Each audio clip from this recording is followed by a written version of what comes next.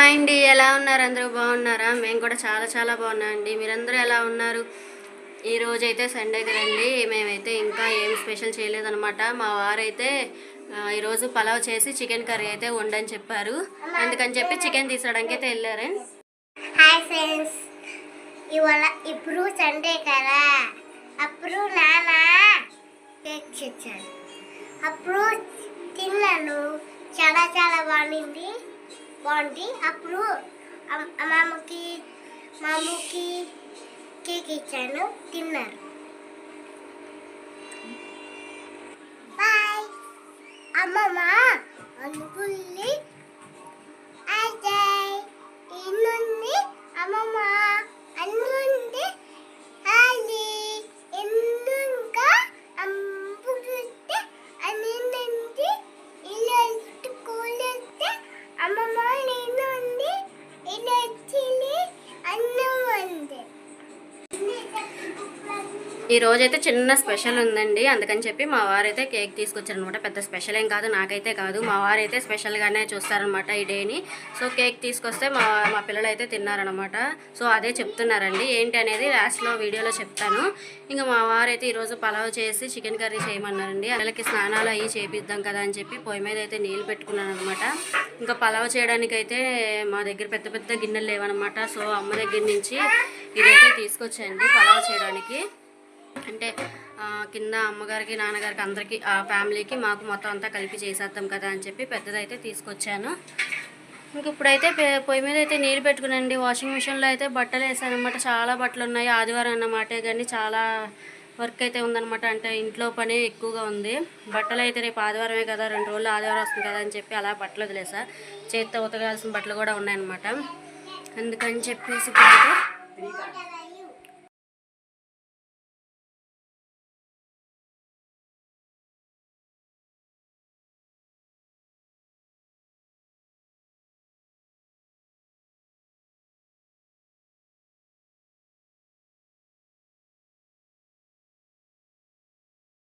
పూరి అయితే తీసుకొచ్చేసారండి. పూరీని మాకు బజ్జీ అయితే పొద్దునైతే టిఫిన్ అయితే చేసేసాం అనమాట. టిఫిన్ చేసి టీ అయితే తాగేసాము. ఇంక పిల్లలు అయితే ఎందుకు పూరి ఆ కేక్ ఉంది కదండి, ఇంకా కేక్ మీదే ఉందనమాట. అందుకని చెప్పి పొద్దున్నే బ్రష్ చేసి మా పాప కేక్ అయితే తినేసింది అనమాట. కేక్ తినేయడం వల్ల ఇంకా ఆకలి అనిపించలేదు. పూరి అయితే ఇద్దరు పిల్లలు వదిలేశారు, ఎప్పుడు చక్కగా పూరి ఇష్టంగా తినేవారు. పూరి అయితే వదిలేశారని నేనైతే టిఫిన్ చేసి టీ తాగాను అనమాట. ఇంకా ఆయన వస్తారు కదా, సరే పలావ్ చేయమన్నారు కదా అని చెప్పి బాస్మతి రైస్ అయితే ఉన్నాయండి. ఇప్పుడైతే స్టార్ట్ చేయాలన్నమాట. ఇంకా నేనైతే వంట అయితే స్టార్ట్ చేసేస్తున్నానండి. ఇక్కడ పలావ్లోకి అయితే నేను బాస్మతి రైస్ అయితే తీసుకుంటున్నానండి. ముందైతే 1 కేజీ తీసుకొని కడిగేసుకొని పక్కన అయితే పెట్టేసుకుంటున్నానండి. మా వారైతే చికెన్ కూడా తీసుకొచ్చేసి ఇంకా పాపనైతే చదివిస్తున్నారండి. ఎందుకంటే రేపైతే మా పాపకి ఎగ్జామ్ ఉందన్నమాట, ఇంగ్లీష్ ఎగ్జామ్ ఉంది అని చెప్పారు. సో అందుకనేసి అది చదివిస్తున్నారు. డోర్ డక్ డాగ్ కాదు, duck D U eagle egg egg E G G eagle వచ్చా ఫిష్ ఏరోప్లేన్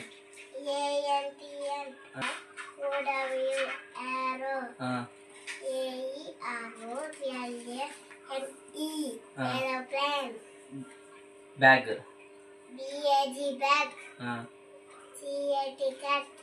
బేబీ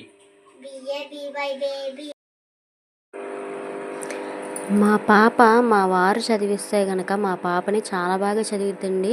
హోంవర్క్ రాసేటప్పుడు కూడా చాలా నీట్గా చాలా బాగా రాసిద్ది. పెద్దోళ్ళు రాసినట్టుగా అంత నీట్గా రాసిద్దండి, వంకర్ టింకర్ లేకుండా చాలా బాగా రాసిద్ది అనమాట. అసలు కిందకి పైకి లేకుండా గుండ్రంగా అక్షరాలు బాగా రాసిద్ది. అదే నేను కూర్చొని మా వారికి ఎప్పుడైనా కొంచెం హెల్త్ అప్సెట్గా ఉంది, బాగాలేదు అంటే నేను చదివిద్దామని కూర్చుంటానండి, అస్సలు బాగా రాయదనమాట. అది నా మీద గారమో ఏమో తెలియదు కానండి, చదువుతా కూడా రాయదు. నోరు నొప్పి వస్తుందమ్మా, ప్లీజ్ అమ్మా, అదమ్మా ఇదమ్మా అంటది. అదే వాళ్ళ నాన్నగారు పక్కన కూర్చోబెట్టి చదివిస్తే అసలు ఏ నొప్పి ఏది చెప్పదనమాట. ఇక్కడైతే నేను పలావ్‌కి కావాల్సినవన్నీ అయితే రెడీ చేసేసుకొని పెట్టేసుకుంటున్నానండి. ఈ పుదీనా చూసారు కదండీ! పుదీనా ఒక్కొక్క రమ్మ, ఒక్కొక్క ఆకు కట్ చేసే బదులు ఇలా హోల్స్ ఉన్న ఒక గరిటెత్తి తీసుకొని, ఆ హోల్‌లో కింద నుంచి పెడితే అదిగోండి ఇప్పుడు నేను కట్ చేస్తున్నాను కదా! ఆ చివర్లను కట్ చేసేసి ఆ హోల్‌లో అలా పెట్టి కింద నుంచి లాగితే గనక ఆకులు అన్నీ నీట్‌గా వచ్చేస్తాయండి. అసల ఇంకా కాడలవి రావనమాట. ఓన్లీ ఆకులే వస్తాయి. ఇలా అయితే చాలా టైం సేవ్ అయ్యిద్దండి. మామూలుగా ఒక్కొక్క ఆకు తుంపాలి అంటే చాలా టైం పట్టిద్ది కదండీ. సో, ఇయన్నీ లాస్ట్‌లో కొంచెం అంటే వేర్లు అయ్యి ఉంటాయి కదా! ఆ వేర్ల వరకు అయన్నీ కట్ చేసేసుకొని ఆ హోల్స్‌లో పెట్టేసుకొని లాగేస్తే మొత్తం ఆకులు నీట్‌గా వచ్చేస్తాయనమాట. ఆ పుదీనా కట్ చేయడానికి అదొక చిన్న టిప్ అనమాట. ఎవరికైనా యూజ్ అయితది. ఒకసారి చూడండి. ఇప్పుడైతే నేను పచ్చిమిరపకాయలు తీసుకున్నాను. ఒక 3 పచ్చిమిరపకాయలు, 3 ఉల్లిపాయలు తీసుకున్నానండి. వెజిటేబుల్ పలావ్ అయితే చేయట్లేదండి. మామూలుగా నార్మల్‌గానే చేస్తున్నాను పలావు. వెజిటేబుల్స్ అన్నీ ఏస్తే కొంచెం బంగాళదుంపలు అయన్నీ ఎయ్యాల్సొస్తదండి. అయన్నీ ఏస్తే మళ్ళీ జిగురొచ్చేస్తదనమాట. ఈవినింగ్ కల్లా పాడైపోతుంది. కొంచెం ఎక్కువగా చేస్తున్నాననమాట. ఈవినింగ్ కూడా సరిపోయేలా చేస్తున్నాను. పాడవకుండా ఉండిద్దని వెజిటేబుల్స్ అయితే ఏమీ వేయట్లేదండి. వెజిటేబుల్ పలావ్ అప్పటికప్పుడైతే మధ్యాహ్నం వరకైతే బావుండిద్దండి. ఈవినింగ్‌కి అన్నీ వెజిటేబుల్స్ ఏస్తాం కదా! సో, కొంచెం జిగురొచ్చేస్తుందనమాట. అందుకనేసి నేను వెజిటేబుల్స్ ఏమి వేయకోకుండా ఓన్లీ ఉల్లిపాయ, పచ్చిమిరపకాయ వీటితోటే నార్మల్‌గా చేస్తున్నాను. పెద్ద ఎక్కువగా కూడా ఏం చేయట్లేదండి. అంటే హడావిడి కాకుండా మామూలు నార్మల్‌గా చేసేస్తున్నాననమాట. అంటే మసాలా దినుసులు అయన్నీ ఎక్కువ వేయట్లేదండి. ఎందుకంటే మసాలా దినుసులు అయన్నీ ఎక్కువగా ఏసి నీట్‌గా బాగా చేస్తుంటే కొంచెం స్పైసీగా చేస్తుంటే మా పిల్లలు తినట్లేదనమాట. కారంగా ఉంటుందని. ముందు వాళ్ళు తింటేనే కదండీ! అందుకనేసి నేనైతే మసాలా దినుసులు ఈసారి ఎక్కువ వేయకోకుండా కొంచెం తక్కువగా తీసుకుంటున్నాను. ఎందుకంటే అలా లేని రోజున కొంచెం కారం లేకుండా ఉంటున్న రోజున మా పిల్లలైతే చక్కగా తింటున్నారండి. అందుకని చెప్పి లాస్ట్ టైం నేను ఒకసారి గమనించాననమాట. బాగా కారంగా ఉందని చెప్పేసి చికెన్ ముక్కలైతే ఎంత కారంగా ఉన్నా తినేస్తున్నారండి. కానీ రైస్ దగ్గరికొచ్చినప్పటికి కారం ఉంటే నాకు కారం ఉంది వద్దు అనేస్తున్నారు. సో, అందుకని చెప్పి ఈసారి మసాలా దినుసులు అయన్నీ తక్కువగా పెడుతున్నాను. ఫస్ట్ అయితే నేను ఇదిగోండి ఈ దాకైతే పెట్టుకున్నా. ఇదైతే మాది కాదండి మా అమ్మగారు వాళ్ళది. ఏదైనా సరే మా ఇంట్లో చిన్న వస్తువులే తప్ప నేను మా ఆయనే కదండీ. అందుకనేసి ఎప్పుడు చిన్న వస్తువులే ఉంటాయి. పెద్దయి ఉండవనమాట. సో, మా అమ్మగారి ఇంట్లో నుంచి అదైతే తీసుకొచ్చాను అందరికీ సరిపోవాలి కదా అనేసి. ఇది తీసుకొచ్చి దీంట్లోకి అయితే ఉల్లిపాయలు, పచ్చిమిరపకాయలు, కొత్తిమీర, కరివేపాకు అన్నీ కోసుకొని పెట్టుకున్నాను. ఫస్ట్ అయితే ఆయిల్ వేసుకొని షాజీరా ఉండిద్ది కదండి, ఆ షాజీరా వేసుకున్నా. ఫస్ట్ అయితే షాజీరా కొంచెం వేగిన తర్వాత ఇప్పుడైతే ఉల్లిపాయలు అయితే కట్ చేసుకున్నాం కదండి, ఆ 3 ఉల్లిపాయలు వేసుకొని అయ్యాక మగ్గిన తర్వాత అల్లం వెల్లుల్లి పేస్ట్ అవి వేసుకుంటాను అనమాట. ఈరోజు చిన్న స్పెషల్ ఉందన్నాను కదండి. స్పెషల్ అంటే పెద్ద స్పెషల్ ఏం కాదండి. ఈరోజైతే నా పుట్టినరోజు అనమాట. సో, నేనైతే ఎప్పుడు చేసుకోనండి అసలు పుట్టినరోజు అనేది. నాకు తెలిసి పెళ్ళి కాకముందైతే 1 ఆర్ 2 టైమ్స్ అనుకుంటా అండి చేసుకుంది. అది కూడా మా చిన్నక్క బలవంతం మీద అయితే చేసుకున్నాం అనమాట. తను తెప్పించినప్పుడు అప్పుడు కట్ చేసి చేసుకున్నా. ఒక 1 ఆర్ 2 టైమ్సే అంతే. కానీ ఎవ్రీ బర్త్డేకి గిఫ్ట్స్ అయితే తీసుకుంటాను కంపల్సరీ. నాకు 2 అక్కలు, ఒక తమ్ముడు కదండి. ఎవరైనా సరే ఏదో ఒకటి ఇస్తూ ఉంటారనమాట. అమౌంట్ కానీ, లేకపోతే డ్రెస్ కొనిపెట్టడం కానీ, డ్రెస్ కొనుక్కోమని డబ్బులు ఇచ్చేయడం కానీ చేస్తారనమాట. అవైతే తీసేసుకుంటాను.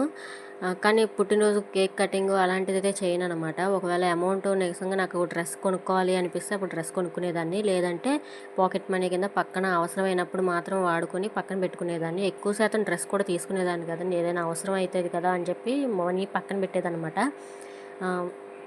అది కూడా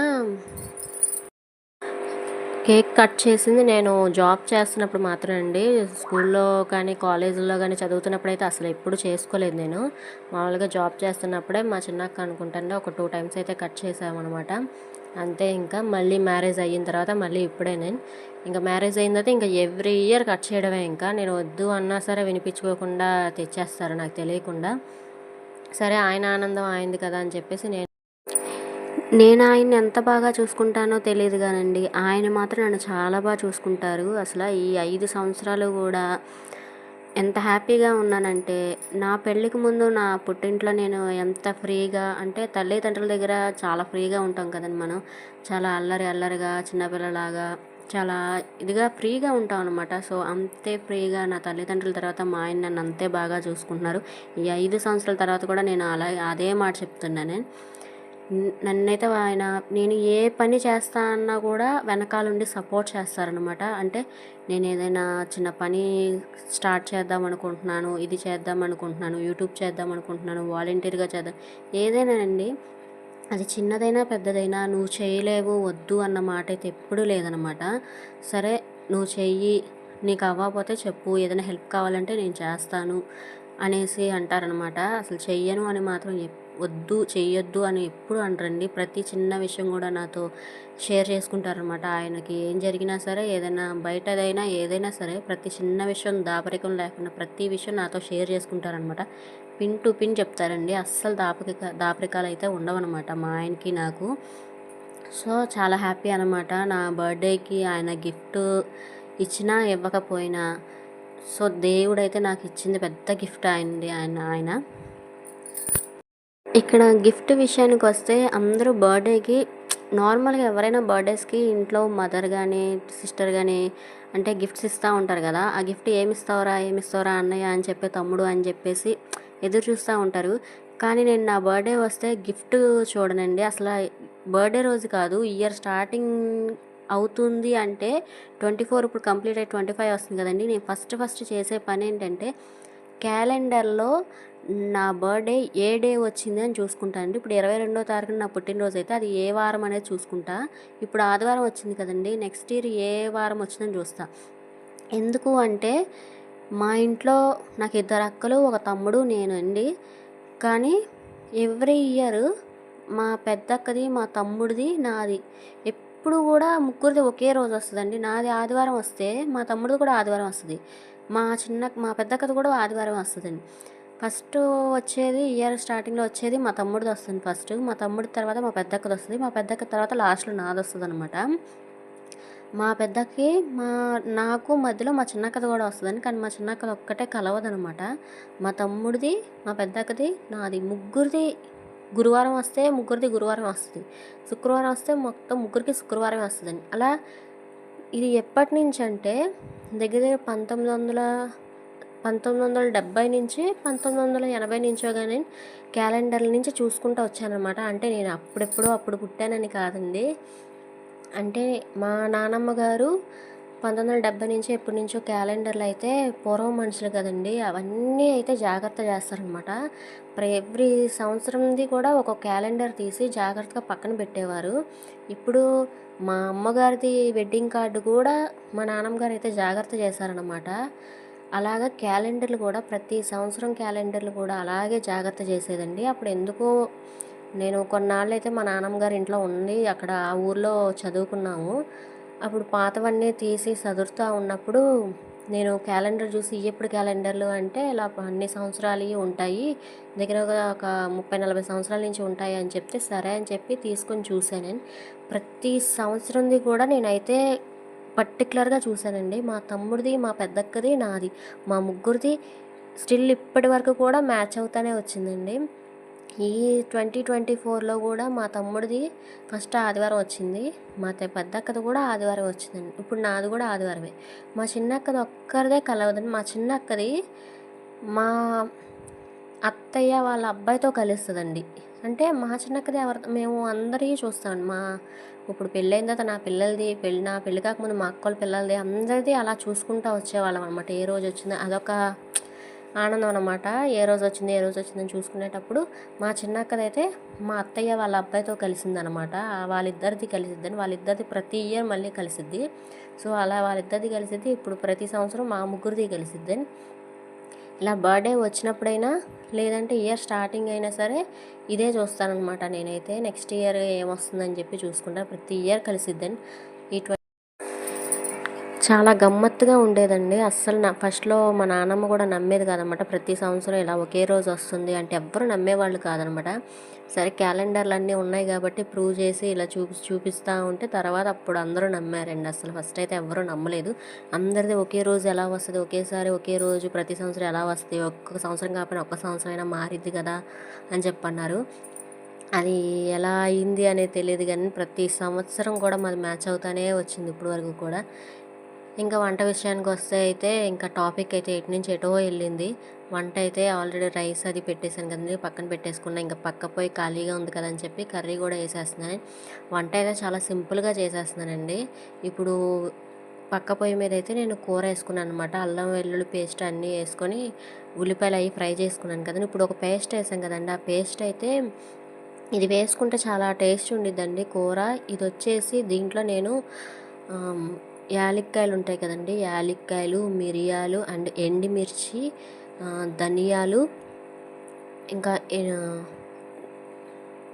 ఎండి కొబ్బరి, జీడిపప్పు అండి, జీడిపప్పు కూడా వేసాను. జీడిపప్పు లేకపోతే స్కిప్ చేయొచ్చండి, నాకు దగ్గర ఉంది కాబట్టి వేసుకున్నాను. ఇవన్నీ కలిపి మిక్సీ పట్టుకుంటే, అలాగే పలావ్ ఆకు ఉంటుంది కదండి, పలావ్ ఆకు కూడా వేసుకొని మిక్సీ పట్టుకొని ఆ పేస్ట్ ఉల్లిపాయలు బాగా మగ్గిన తర్వాత ఆ పేస్ట్ అనేది వేసుకుంటే బాగుండిద్ది అనమాట. చాలా టేస్ట్ వచ్చిందండి దాంట్లో. మసాలాలన్నీ పేస్ట్ చేసేసి పట్టించడానికి, తర్వాత అది కూడా బాగా ఫ్రై అయిన తర్వాత ఇంకా ముక్క అయితే వేసేసుకుంటున్నాను. చికెన్ అయితే వేసేసుకుని ఇది బాగా మగ్గేంత వరకు ఉంచుకుంటాను. ఆయిల్ అనేది బాగా పైకి తేలేంత వరకు మగ్గబెడతాను అనమాట. ఇంకా పక్కన రైస్ అయితే కూడా అది కూడా దాని మీద డంబులు పెట్టానండి. ఏం బరువు పెట్టాలో తెలియలేదనమాట. అందుకని చెప్పి డంబుల్ అయితే ఉంది కదా అని చెప్పి ఆ డంబులు పెట్టేశాను. రైస్ కూడా ఉడికిపోయిందండి. మసాలాలన్నీ చాలా తక్కువగా వేసాను కానీ బాగుందండి. కారం ఏమీ లేదు, పిల్లలు తినగలిగేలా చేశాను అనమాట. ఫస్ట్ వాళ్ళు కడుపు నిండితే చాలు కదండి మనకి. సో మనకు ఒకవేళ కొన్ని కారం తక్కువగా ఉన్నా మనం కొంచెం కూర ఎక్కువ వేసుకొని కలుపుకొని తింటే మనకు సరిపోయిద్ది అనమాట. వాళ్ళు మొత్తం రైస్ తింటారు కదా ఎక్కువగా, అందుకనేసి. సో ఫస్ట్ అయితే ఈ పసుపు చూసి అమ్మో పసుపు చాలా ఎక్కువ వేసేసాను, పసుపుగా ఉండిద్దేమో, అన్నం బాగోదేమో, పసుపు వాసన వస్తుందేమో అనుకున్నాను. కానీ ఏం లేదండి, చాలా బాగుందనమాట. అంటే నేను కలర్ వేయలేదండి. కలర్ వల్ల పెద్ద తేడా ఏమి ఉండదండి. ఎందుకులే కలరు అని చెప్పేసి పిల్లలు తింటారు కదా అని చెప్పేసి కలర్ వేయకోకుండా నేను కొంచెం పసుపు అయితే ఎక్కువ వేసాను అనమాట. సో అన్నం అయితే ఉడికిపోయిందండి, అందుకని పక్కనైతే పెట్టేసుకొని మళ్ళీ ఆ స్టవ్ ఖాళీ అయింది కదని దాని మీద అయితే ఫ్రై చేస్తున్నాను నేను. తెచ్చింది కేజీ చికెన్ అనమాట. 3/4 కేజీ అయితే కూర వండానండి. హాఫ్ కేజీ కదా, 3/4 కేజీ వచ్చి కూర వండాను. 1/4 కిలో వచ్చి ఫ్రై చేస్తున్నాను అనమాట. ఎందుకంటే మా వారికి ఫ్రై అయితే ఇష్టం అండి. లాస్ట్ టైం చేసినప్పుడు కూడా చాలా ఇష్టంగా తిన్నారని చెప్పేసి మళ్ళీ ఆయన కోసం అని చెప్పి, ఆయన అంటే సపరేట్గా ఆయన ఒక్కరే కాదులేండి, కింద అమ్మ వాళ్ళకి కొంచెం ఇచ్చి మళ్ళీ మేము కొంచెం ఉంచుకుంటాం అనమాట. సో తింటారు కదా అని చెప్పేసి మెయిన్గా చేస్తుంది అయితే ఆయన కోసమే.